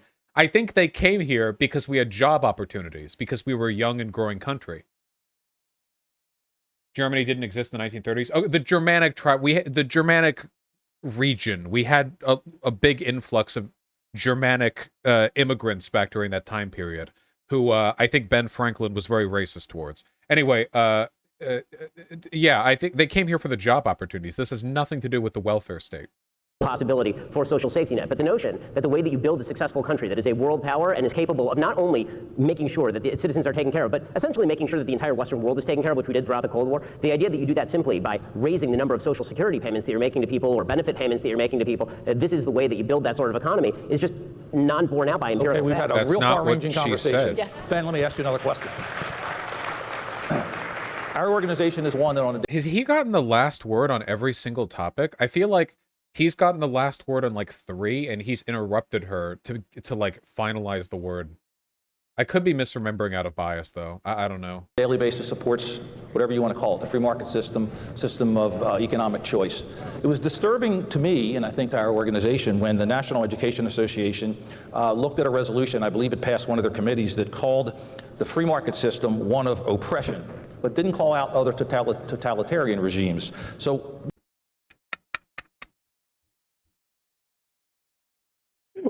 we live in America, dude. Why would they temper their statement by including, like, Adolf Hitler? Like, oh, we think the free market system is authoritarian and oppressive. We also think Hitler was bad. What are you talking about? What are we... They supposed to talk about Venezuela? We're talking about what's happening here in America. What other economy are we supposed to be impugning here, apart from the free market system? what does it say when our educators don't seem to believe in the free market system? Well, I mean, obviously, I love this question. Wait! They didn't say they didn't believe in it. They said they thought it was oppressive. Believing in something, whether or not you do or don't, that can imply a million different things. That's a super fucking loaded question, dude. Holy shit. So I will say that the National Education Association is a very far left group, and so it's not a particular surprise that they're characterizing freedom of the market in that particular way. It also goes back to the conversation we were having earlier about what sort of control parents should have over the education of their own children. There's a reason I send my kids to private school. The notion that But hasn't there also been some hubbub as private schools have also been introducing, like, wasn't there that one incident we looked over where a private school had those kids taken out because they were teaching like CRT related stuff or whatever? But it was actually just like acknowledging that racism exists. They never really were specific with what CRT stuff was being taught. I'm pretty sure that private schools, like, depending on which ones you go to, they can still be, you know. Capitalism is a system of unfreedom, while government, largesse, is a system of freedom, ignores the fact that somebody actually has to pay the bills. It also ignores the fact that all growth, not some, all growth that has ever happened is a result of capitalism, meaning it is the result of What? All growth that has ever happened. Wait, he didn't say in the United States, just forever? All growth that is, dude, yeah, you know, fucking Mesopotamian Empire, Mali, the Roman Empire, you know, it's just, they were ahead of their time. Ahead of their time. This is one of those talking points that is the reason why nobody should ever take Ben Shapiro seriously. He is a proselytizer for the free market. It's a faith-based advocacy for him. This is like a delusional statement to make. Even if you take a look at like the capitalist countries that exist today, no, government investment and government research are huge drivers of growth. Especially military research. A ton of stuff from universal utility expansion to laying down roads and highway projects to developing public transportation to the internet to radar, sonar, TV development. The entire modern information age is born out of government spending. The idea that everything everywhere is from the free market is ridiculous, especially since even when companies do produce goods and services on their own, they do so through government regulation. Government regulation tempers everything produced by the so-called free market, meaning that even when we are talking explicitly about things private businesses do and produce, they're still being shaped by the behavior of the government. And find me any example anywhere on Earth right now of corporations doing a great job with no government regulation. You won't find any. Because corporations without government regulation are feudal, are feudal masters. They stop becoming corporations. They essentially become replacements for the government. Free market transactions in which people consent to services and goods from other people, in which people innovate and make new products. There's a reason that we're not still riding horses and buggies around. That is because of innovation. It's because of incentive structures. It's because people get to keep the fruit of their own labor and then use those fruits of their own labor in order. People get to keep the fruit of their own labor. Jesus fucking Christ. To invest in things. The true growth in the American economy was never just a question of dollars and cents. It was what you got for those dollars and cents. All of that is driven by entrepreneurs who are willing to take risk. And when you disincentivize risk, you end up disincentivizing people from taking those risks. Who's disincentivizing? This is like this is like a pre-built argument that he has like written down on a note card in his brain that has been activated by somebody mentioning the free market.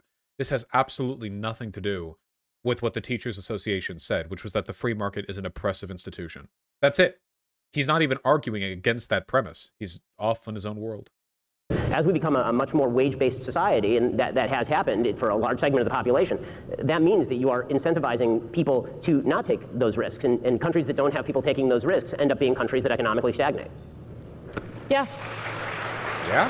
So those are the ideas that actually, funny enough, have been repeated over and over again in our education system. The idea that, you know, children or students in this country are taught that capitalism is evil is new to me, because I certainly did not get that type of education.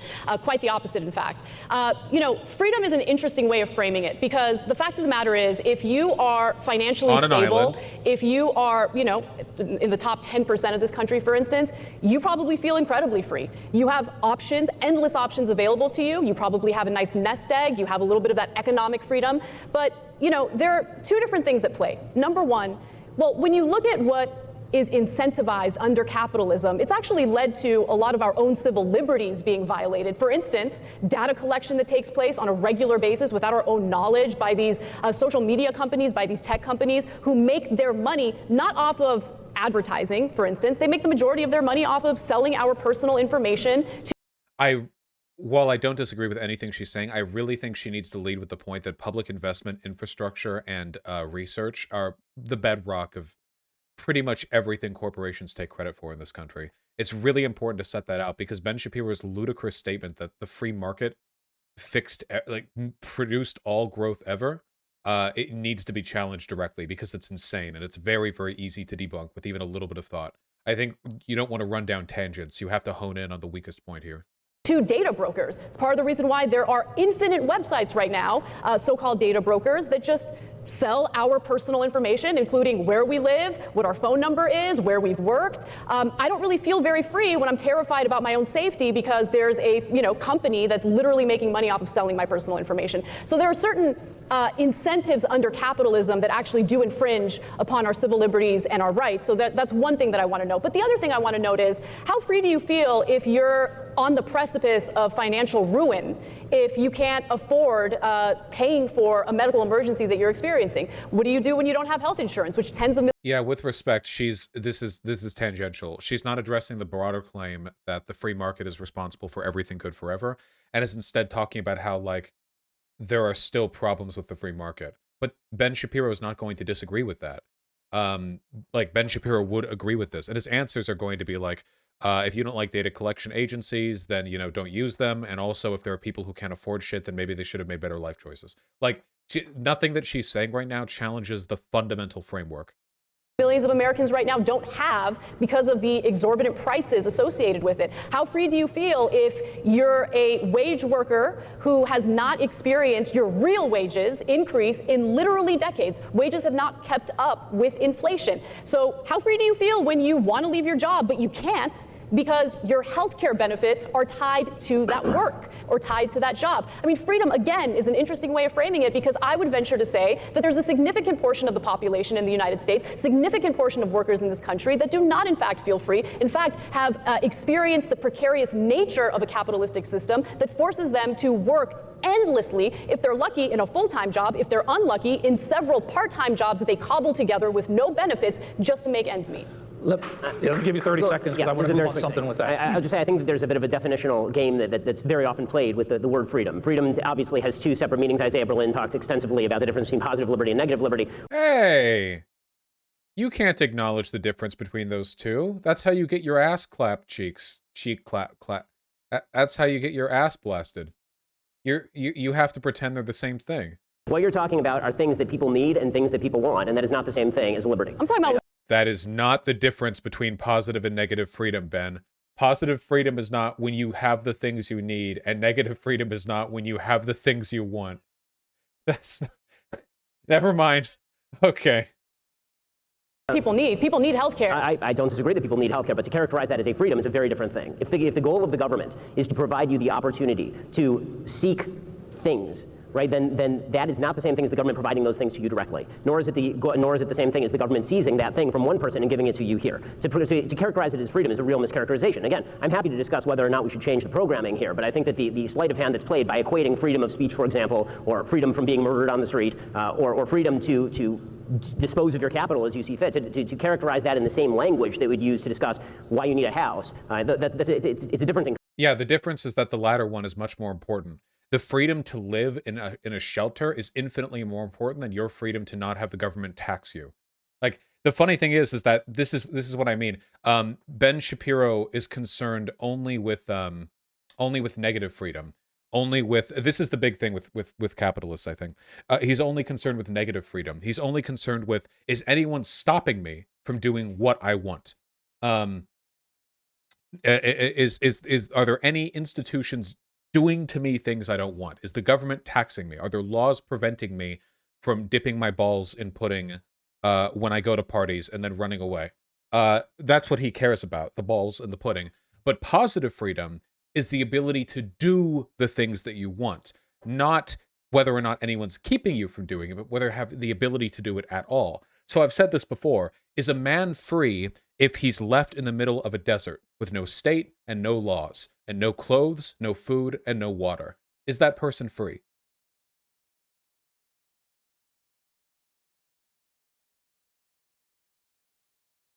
Now, in a negative freedom sense, that person is actually as free as any human being can be.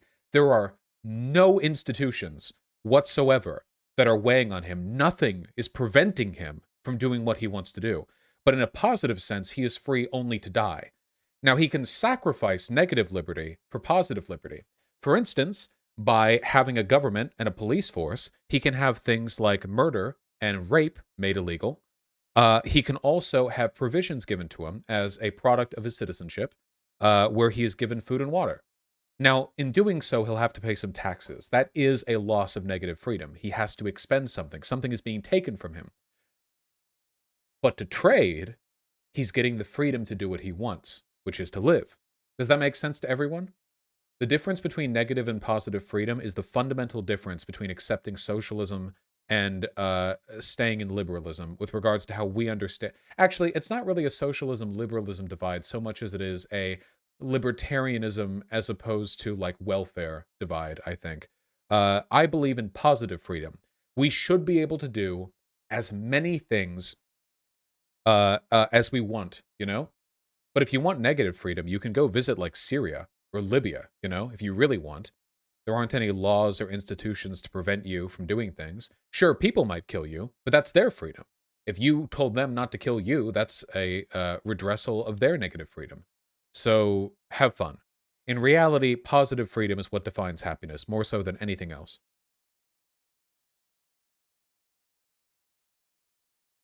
Kind. It's apples and oranges. Yeah. So let me just quickly Okay, go mention. ahead. I want to ask you a question. Point, Go ahead. Because this idea of taking something from one person and giving it to the redistribution issue, which I think oftentimes is framed inaccurately. You know, when we talk about redistribution of wealth, I mean, look at the amount of money that gets invested by our federal government in the form of research and development, whether we're talking about pharmaceutical companies or even companies like Tesla. The seed money from Tesla did not come from private investors. In fact, the same year that Obama's administration invested in the failed Solyndra project, they also invested the same amount into Tesla. And guess what? Tesla ended up being a massive success. The only downside to it, though, is that now you have Elon Musk, who's whining and crying about having to pay his fair share of taxes when, during the pandemic, he became, for a brief period of time, the richest man literally in the world, right? So I agree with you about subsidies, by the way. Right. Yeah. So welcome to libertarianism. Look, those investments need to be made. That research and development needs to take. Now, so this is another bullshit talking point from Ben Shapiro. So the counter argument that people like him will make is, well, actually, that doesn't count because there were government subsidies, which has nothing to do with the point that she's making right now. Literally nothing whatsoever. Ben Shapiro wouldn't have an issue with any of this if it was like a private investment. The argument is, does government involvement promote like market growth and just general economic well-being? And the answer in the case of subsidies is that they do so all the time. This little jab about how, ooh, libertarian, by the way, has nothing to do with, yeah. Take place because private investors are not willing to take the risks necessary. It's true. That is fundamentally untrue. The federal government's research and development is what led to the internet. I mean, it's a huge part of it. The fact that the government is a grab bag of cash does mean that the government will eventually invest in some things that are worthwhile. It will also invest in an awful lot of enormous piles of crap, right? The fact is, if you don't bear the risk of the downside, you're going to make a lot of bad investments. We got a few more questions, and I want to get. You're really letting him have the last word again? Holy shit. That is such a bad argument.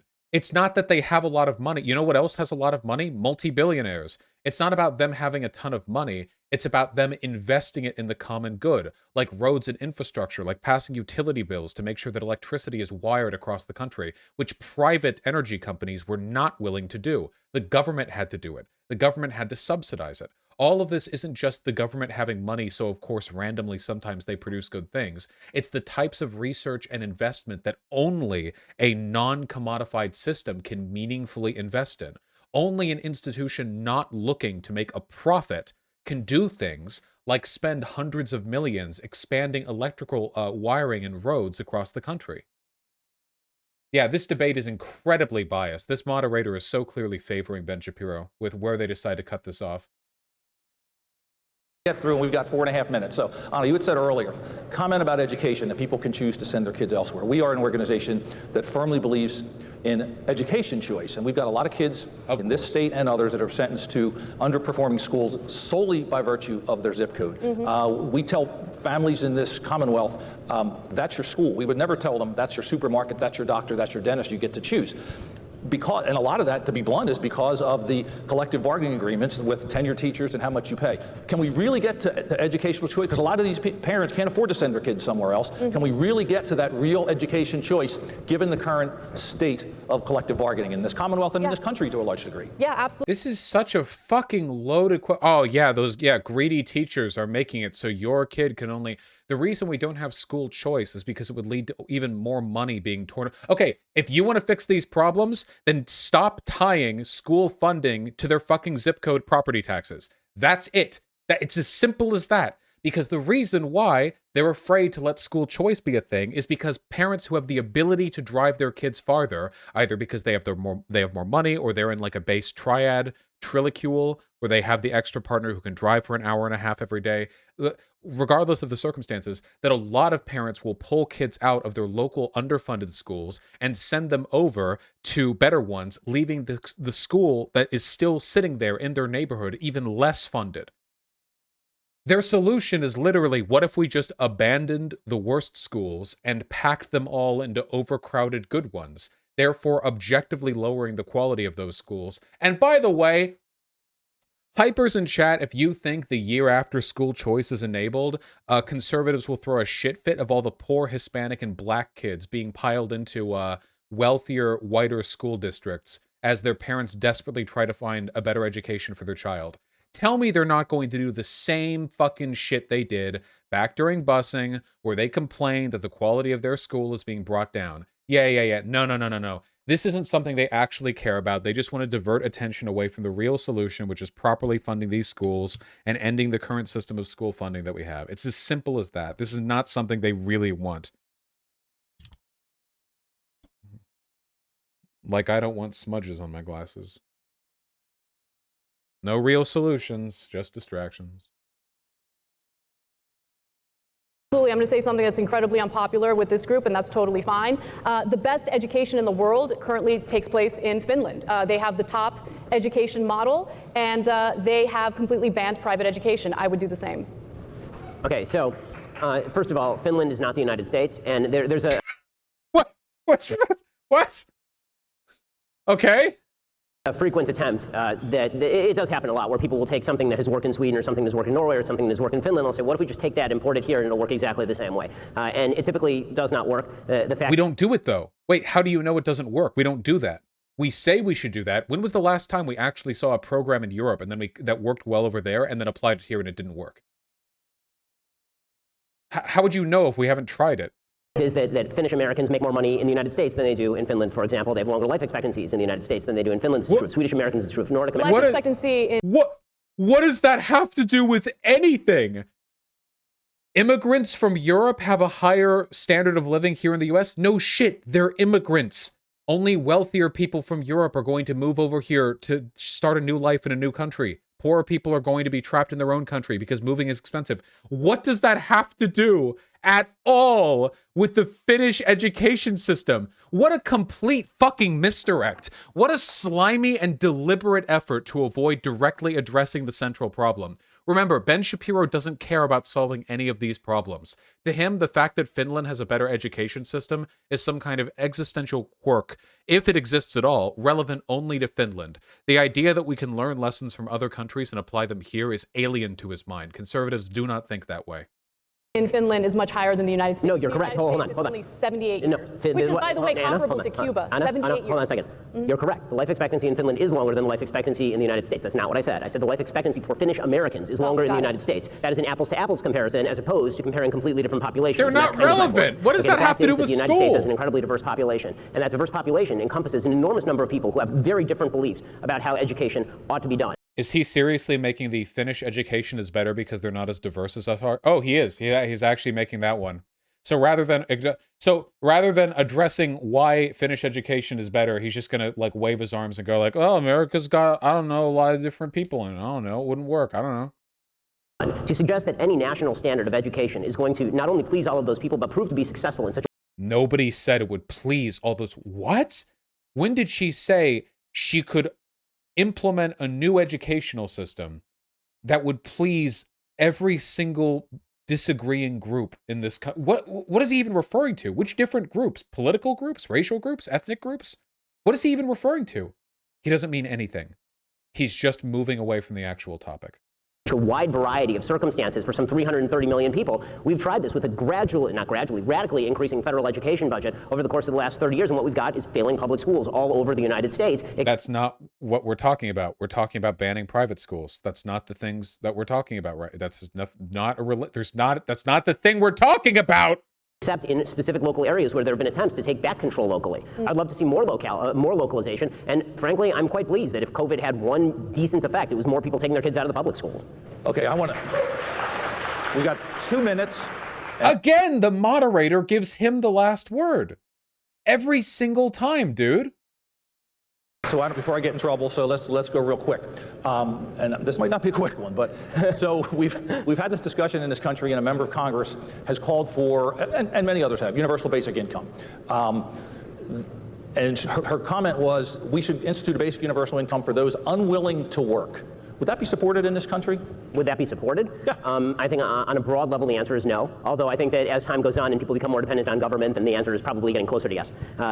Should it be supported in this country? The people who are unwilling to work should be paid not to work? Absolutely not. I don't see why the government should be incentivizing people who don't want to work and have no excuse not to work. I mean, look, By the way, as I understand it, even though the spending... Hold on, this is an incomplete graph. Even though the spending has increased year per year for K through 12 education, when you adjust for inflation, it seems to be relatively consistent. Let me see if I can find any more specific data on this.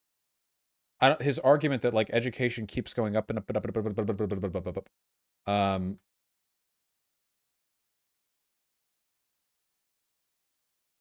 up. Educational spending. I need a longer time scale than this.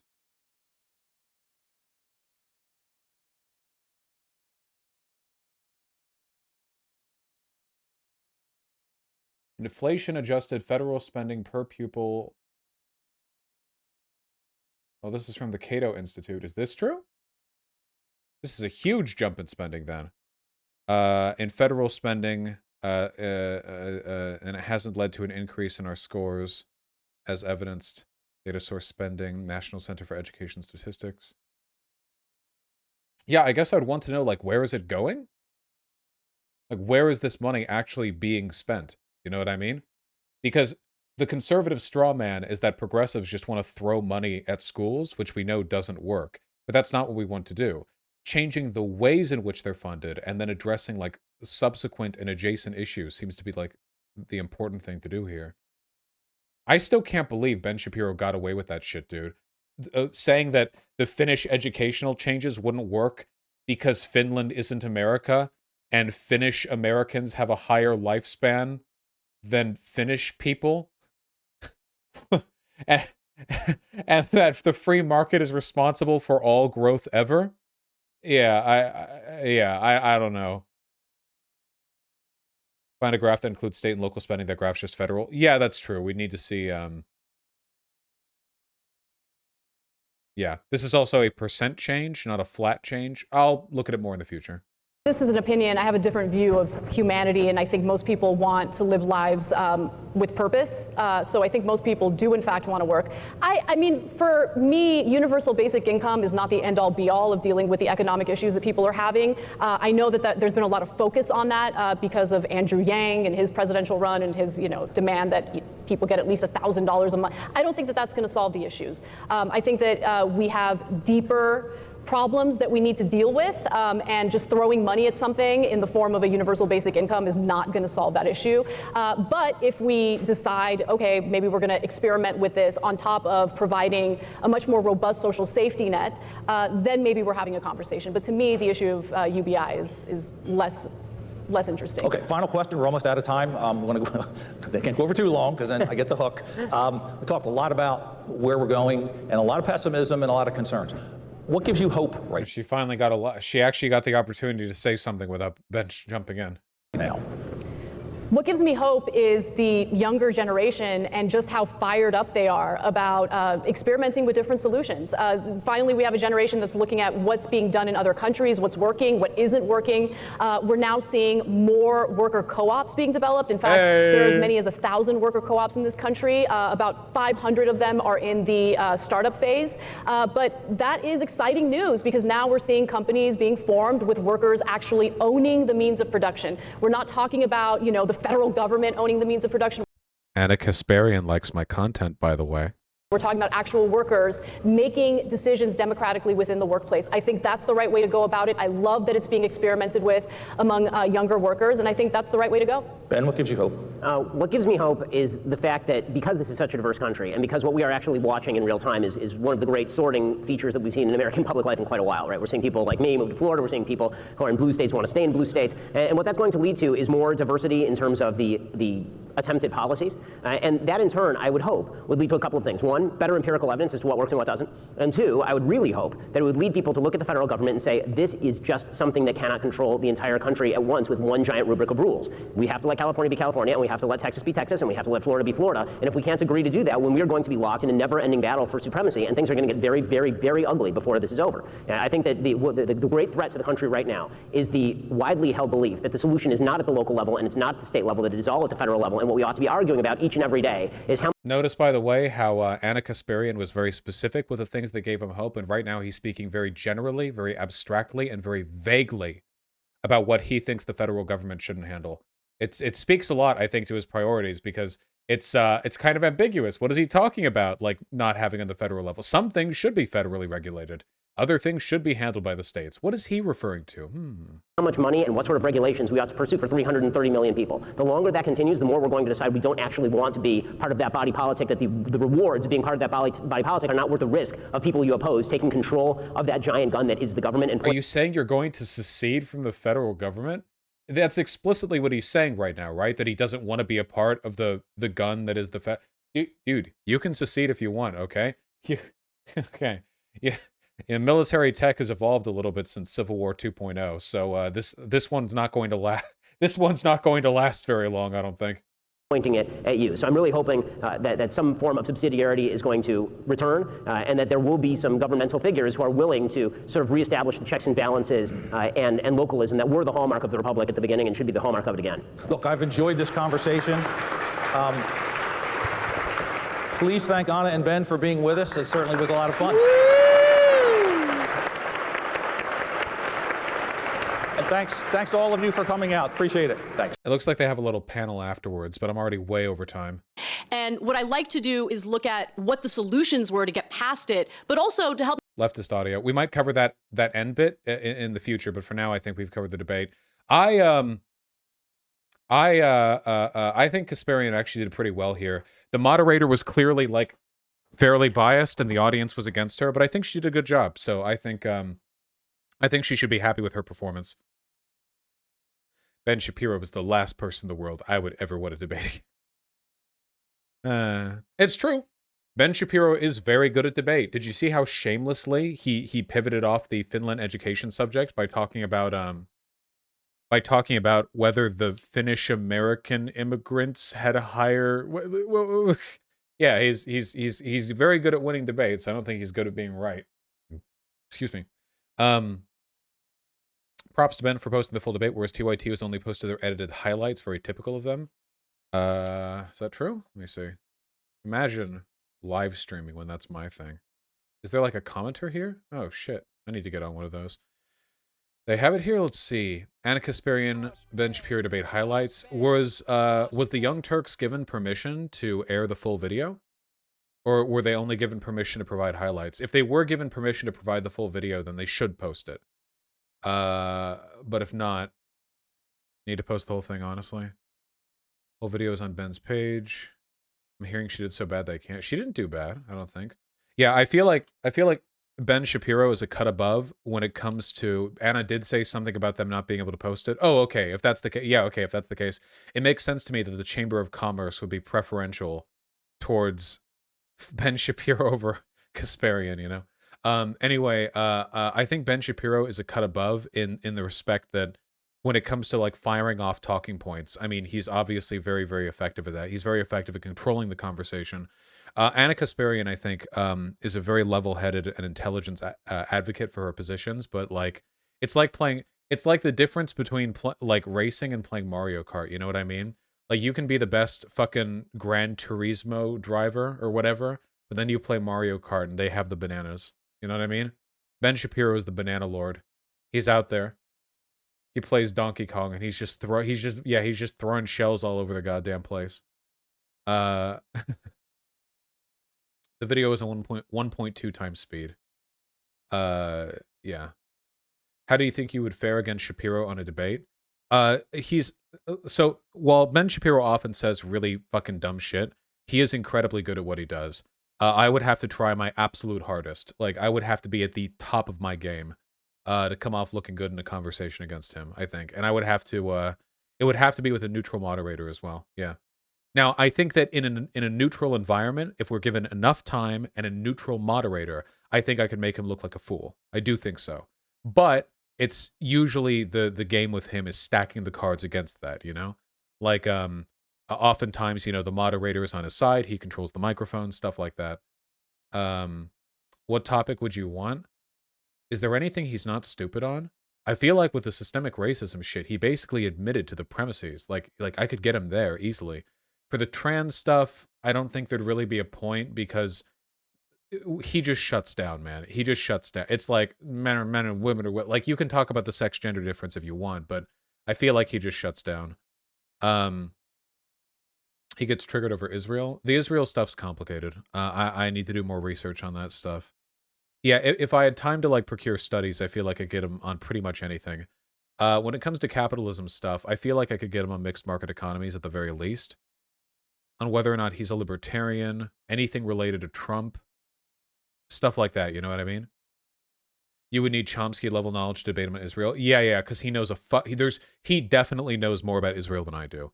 Way more. Way more. So, I would need to be firmly educated on that. Yeah. A plane crashes into an island, etc., etc. You should get Anna on for a convo. She likes you. Yeah, I've talked to Anna in DMs before, so it would be. I feel like it's possible, you know. We'll see. I don't know if she responded the last time I threw a DM over, so I'd have to take a look, you know. Oh yeah, I invited her on for the Planned Parenthood thing, but she was busy, which is totally cool.